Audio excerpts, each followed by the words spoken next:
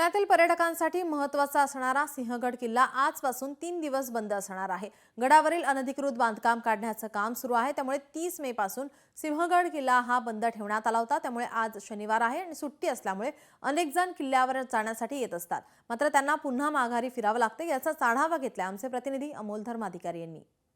सिंहगड किल्ला आजपासून 3 दिवस पर्यटकांसाठी बंद ठेवण्यात येणार आहे। काल उपवन संरक्षक विभागाकडून हे आदेश आहेत ते काढण्यात आलेले आहेत। सध्या आपण सिंहगड गडाच्या पायथ्याशी आहोत आणि इथं पाहतोय की पुढे बॅरिकेड करण्यात आलेला आहे। संपूर्णपणे सिंहगडाकडे जाणारा रस्ता हा सुद्धा बंद करण्यात आलेला आहे। या बाजूला एक पत्रक लावण्यात आलेलं आहे। सुरुवातीला असं सांगण्यात आलेलं होतं की आपत्ती व्यवस्थापनाची शासकीय पाहणी आहे आणि त्यामुळे फक्त 30 तारखेला हा सिंहगड किल्ला पर्यटकांसाठी बंद ठेवण्यात येईल। मात्र त्या दिवसापासून या सिंहगड किल्ल्यावरील जे अनधिकृत बांधकाम झालेलं आहे ते काढण्याचं काम खरं तर सुरू आहे आणि अजूनही ते पूर्ण झालेलं नाहीये आणि त्यामुळे आजपासून पुढचे 3 दिवस म्हणजे जवळपास 2 तारखेपर्यंत हा सिंहगड किल्ला पर्यटकांसाठी पूर्णपणे बंद राहणार आहे। सुरुवातीला आपत्ती व्यवस्थापनाचा शासकीय दौरा आहे असं सांगण्यात आलेलं होतं। मात्र दुसरीकडे अनधिकृत बांधकाम आहे तेच काढण्याचं काम आहे ते या ठिकाणी सुरू झालेलं आहे आणि त्यामुळे काही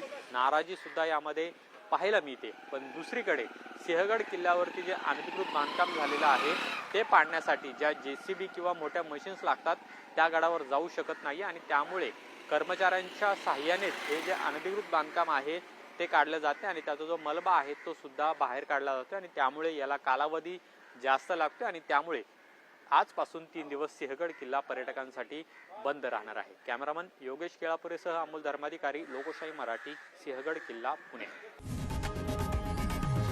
लोकशाही मराठी ऐका, पहा, जागरूक रहा।